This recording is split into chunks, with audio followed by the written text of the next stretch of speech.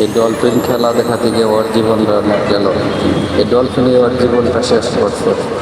হাই রে ডলফিন, ওর সাথে ওর বন্ধুত্ব ছিল, ওর ছেলের মতো, সন্তানের মতো দেখতে ডলফিনটাকে, সেই ডলফিনটাই ওকে মেরে ফেললো। দুঃখজনক।